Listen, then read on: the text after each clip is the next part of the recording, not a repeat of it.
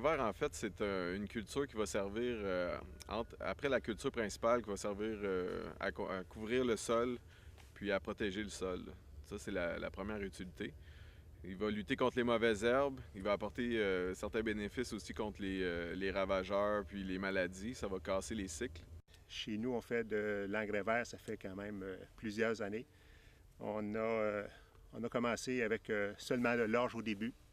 Maintenant, on a évolué un petit peu. On a commencé à faire plus de vestes communes et des engrais verts qui donnent de l'azote. Je ne sais pas si ça peut aider. J'ai ici des vestes communes, puis on voit les nodules d'azote qui vont être, dans le fond, que la plante va prendre l'année prochaine, là, dans le fond. Ça fait beaucoup de nodules, puis on voit les résultats l'année prochaine.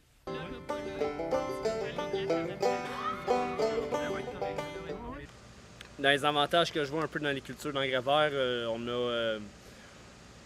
c'est sûr qu'on a beaucoup de propriétés au niveau de la santé du sol, la structure du sol, tout ce qui est aussi la fixation des éléments azotés, puis tous les autres éléments minéraux aussi qui vont nous permettre d'être redonnés l'autre année d'après à la culture subséquente.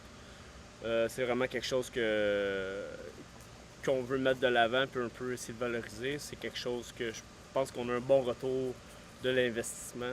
Dans certains cas, on n'a pas besoin d'y toucher à l'automne. Pour certaines espèces, on n'a même pas besoin de traiter chimiquement pour les détruire. Je parle en particulier au taffin incarnat. En termes de réduction d'azote, on parle de minimum 50 kg d'azote pour une implantation qui est bien réussie, comme ici d'ailleurs. Et la difficulté, c'est de capitaliser, de mettre en banque ces bénéfices-là, parce qu'il y a beaucoup de producteurs qui le font, mais qui ne réduisent pas la fertilisation ou qui ne réduisent pas leurs herbicides. Les herbicides sont encore plus rares d'ailleurs, en fait. Alors qu'en réalité, quand on fait des dépistages l'année d'après le trèfle, on se rend compte que oui, ça a un effet. Quand c'est modérément bien implanté, on voit un effet sur les populations de mauvaises herbes l'année d'après. Et sur l'azote, ça c'est clairement démontré, puis on le voit de façon courante. Et par-dessus ces effets-là de réduction d'engrais et de réduction d'herbicides, qui est très bon pour l'économie, l'agronomie puis l'environnement, les trois objectifs à la fois, par-dessus ces éléments-là, ces avantages-là majeurs, il y a tout ce qui touche la réduction de l'érosion, perte de sol, structure de sol, favoriser un réchauffement du sol au printemps parce qu'il y a moins de gel normalement après une culture de couverture. Le trèfle en particulier, en plus de ça, favorise la biodiversité des micro-organismes dans le sol, la réduction des maladies. Il y a tous ces avantages-là. En fait, la question qu'on se pose à un moment donné quand on examine tout ça, c'est pourquoi on ne le fait pas plus? Point de vue des herbicides, l'avantage, dans le fond, quand on voit un champ de même, au moins, pour moi, il y a seulement de l'orge et de la verse commune. Il n'y a pas de mauvaise herbe qui pousse. La mauvaise herbe est écrasée en dessous, est écrasée sous le feuillage. Donc, on n'a pas de problème de semences de mauvaises herbes.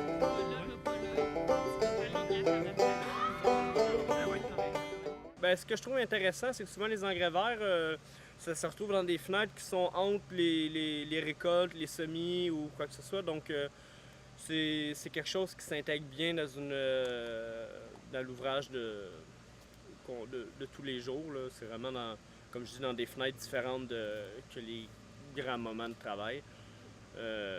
Puis ensuite de ça, je pense que les coûts, c'est sûr que ça a un coût, il faut payer la semence, puis je pense que des fois, il ne faut pas trop négliger les choix des espèces qu'on décide de mettre en engrais vert. Il faut vraiment, parce que c'est pas vrai que tous les engrais verts sont égaux, je pense qu'il y en a qui sont mieux pour différentes conditions dépendamment les moments où est-ce qu'on les sème ou qu'est-ce qu'on veut vraiment faire avec. C'est quoi notre but, c'est vraiment chercher de la biomasse, de la fixation d'azote ou quoi que ce soit, des compactions de sol. Dans le fond, pour le choix des engrais verts, là, il est très important là, au départ là, de planifier là, quelle culture qui va aller dans ce champ-là l'année prochaine. Comme nous aussi, on sème 150 acres ici de sarrasin, 50 acres de sarrasin pois, avoine, 150 acres d'avoine veste, orge, avoine, On a aussi du seigle d'automne. Puis il y a toute une raison pourquoi là, on utilise ces choix d'engrais verts-là. Comme première raison, là, le sarrasin, on l'utilise toujours pour la culture d'oignons qui suit, puisque le sarrasin laisse vraiment pas beaucoup là, de résidus au sol là, pour l'année d'après. Donc il est très, très facile d'aller semer, puisque la terre organique est très, très meuble. S'il y a beaucoup de résidus au sol, là, ça va embourber le semoir, puis ça va être vraiment très difficile à semer. Donc, c'est vraiment que le choix de la culture d'après, c'est très, très important. Donc, puis aussi, le choix, l'introduction aussi d'une légumineuse là, dans le mélange ici d'avoine veste est très important, puisque la veste là, elle va apporter beaucoup d'azote pour la culture qui suit. Puis, elle a des très, très bons bénéfices là, pour la culture qui suit. On voit des très beaux résultats là, pour le rendement.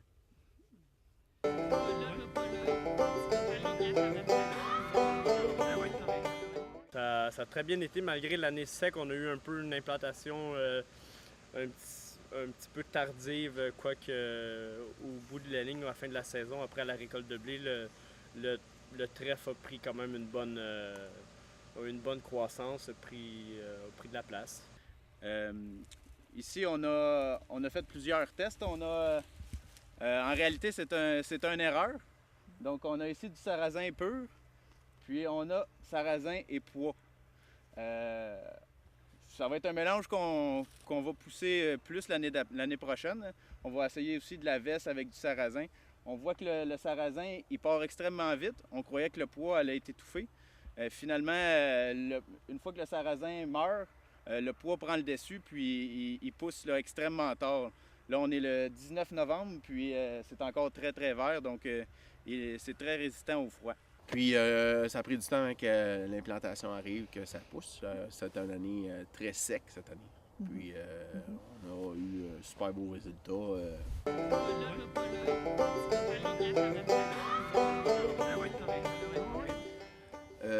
Le trèfle intercalaire, moi, je me rappelle des années 80, on en faisait en Montérégie, à certains endroits. Donc, c'est pas une nouvelle technique, là.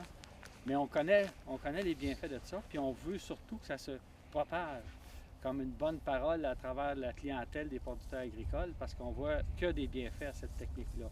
Il y a quelques années, on avait semé justement une parcelle, après les pois de conserverie aussi, on avait semé un mélange avoine-pois, puis on avait manqué de semences dans certaines bandes. Là. Puis au printemps suivant, quand on a repris le champ pour semer, les bandes où on avait manqué de semences, c'était vert de mauvaises herbes. Puis les parties où on avait laissé ça aller, que c'était mort, là, ça avait fait un beau couvert. Là. On pouvait compter les mauvaises herbes là, en marchant, là, tellement qu'il y en a, s'il était rare. Là.